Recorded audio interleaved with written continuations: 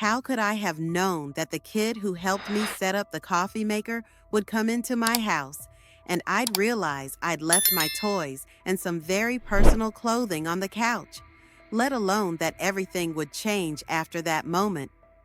I was alone. But when I went to get that coffee maker, thanks to the guy at the store, I wouldn't be alone today. Who could have guessed that an inexperienced young man would cross my path and take things in such an unexpected direction? Let me tell you everything from the very beginning.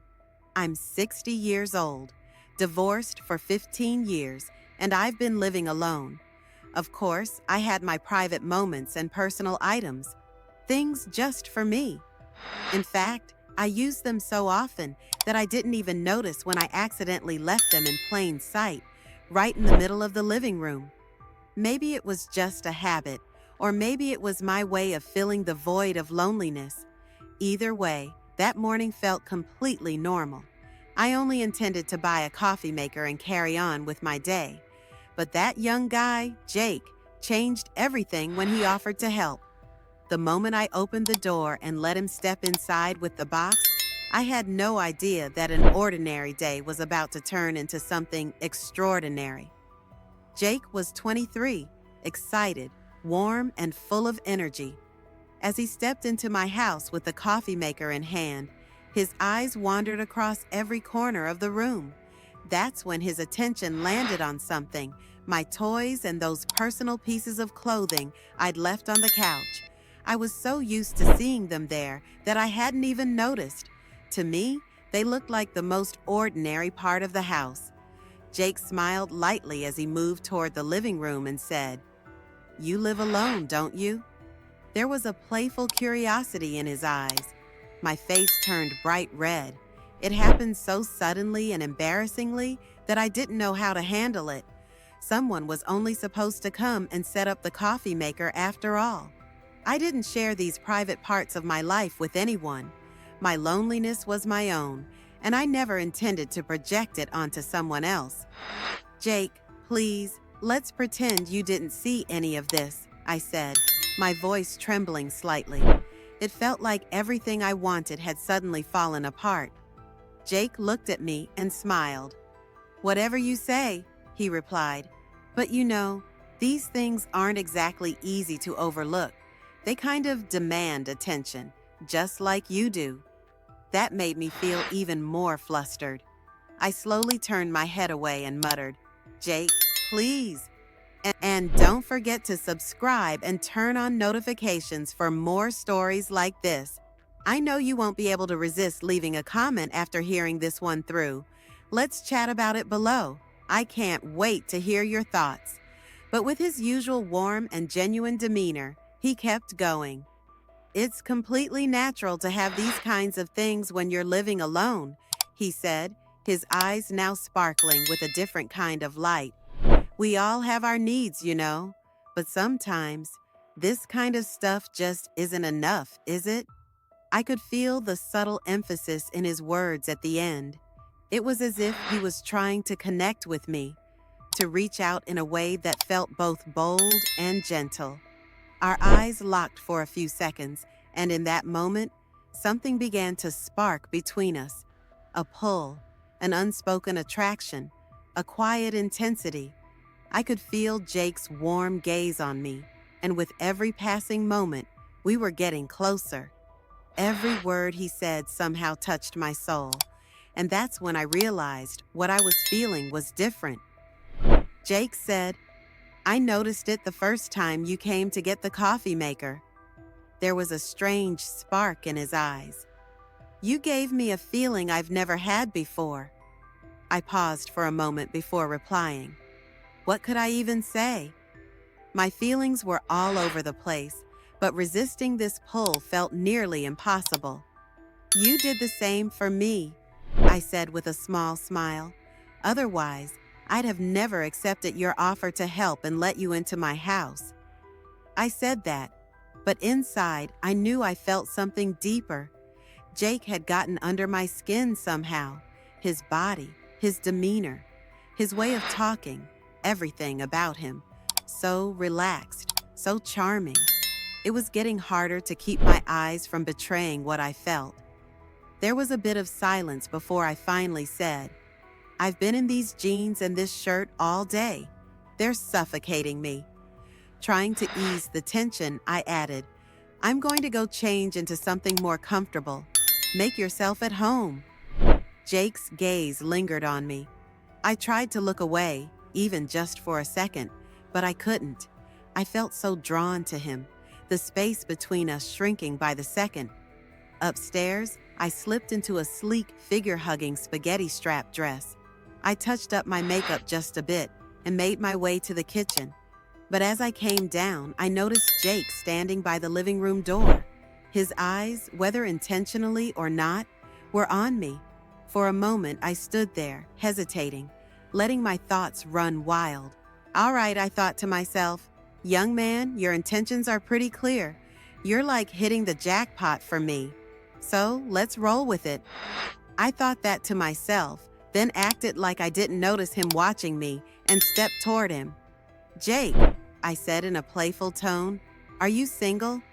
Got a girlfriend? Or do you spend your nights alone?" As I looked at him, a spark flared up inside me. We were so close now that every word, every move, every glance seemed to carry a deeper meaning. When I saw the excitement and shy curiosity in his eyes, a smile crept onto my face. "If you finished setting up the coffee maker, how about we make some coffee?" I said, barely noticing the slight tremble in my voice. "And let's chat. You can tell me all about yourself." As I moved closer to him, I felt a warmth building inside me, every little thing about him pulling me in. Jake sat down on a chair, but he kept shifting, struggling to get comfortable.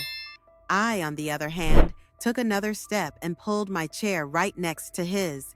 As I slid it firmly under me, my skirt inched up just a bit, just a few centimeters, but I was completely aware of it.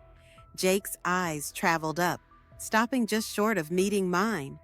I could feel how attentive he was, how genuine. I glanced at him, trying to gauge this new closeness, and smiled. Crossing my legs casually, I rested an arm on the back of my chair. "Did you get impatient waiting for this?" I teased, trying to add a playful vibe to the moment. But the tension between us quietly kept rising. Jake, slightly flustered but never breaking eye contact, asked, "How old are you?" His voice wavered slightly between surprise and admiration. "I thought you were 50. A sparkle lit up in my eyes. Did he really think I was 50? That was interesting and oddly flattering. I couldn't help but smile. "Do you like 50-year-olds better?" I teased, raising an eyebrow as I studied him. Each word, each moment between us brought us closer together, fueled by the heat of the moment, the look of surprise in his eyes. He seemed so taken with me. "No, that's not what I meant," he said a little shyly. "You look so young and beautiful." His words echoed in my head. A warmth spread through me, but at the same time, I felt a bit uneasy. Being this close now, taking another step, felt, oh. There was a moment of silence between us. I took a deep breath. "Do you have a girlfriend? Are you alone? How do you spend your nights? Alone?" These were questions I was eager and a little nervous to hear the answers to. Jake lowered his voice, his eyes locking onto mine. "I'm alone," he said. At that moment, I truly believed he was alone, but it felt like the kind of loneliness he didn't really want. We looked at each other for a while, and I knew he could feel the intensity in my gaze. Something shifted inside me as I waited. My feelings started to take shape quickly, and I knew I had to make a move. "That's not how tonight's gonna go," I said, my voice a little firmer, more determined. My eyes slid back to him, and every word I spoke carried weight. I knew in that moment everything was about to change. Everything was about to change.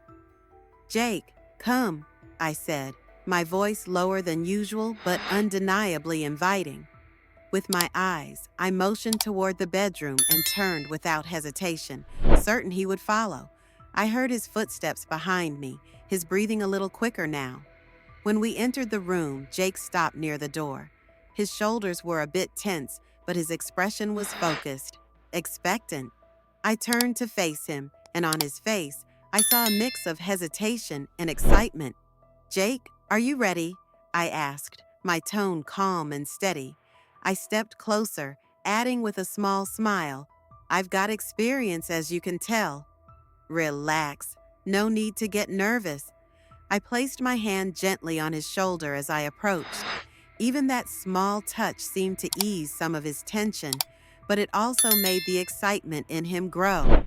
In that moment, Jake's youthful energy met the confidence and decisiveness I'd gained over the years.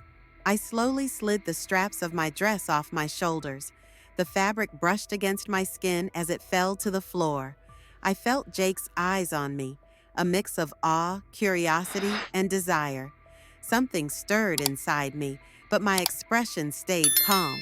I moved closer to him, the silence between us forming an unspoken bond.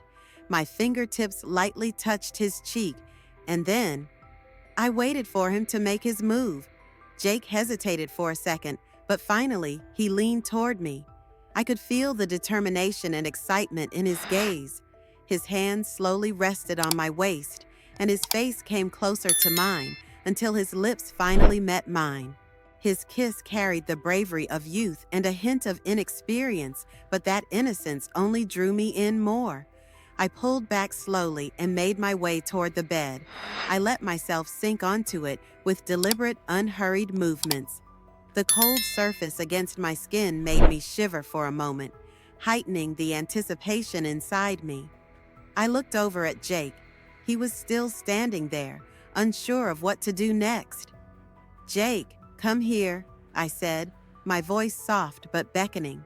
I ran my fingers across the bed, pointing to the empty spot beside me. "Lie down. There's nothing to be afraid of."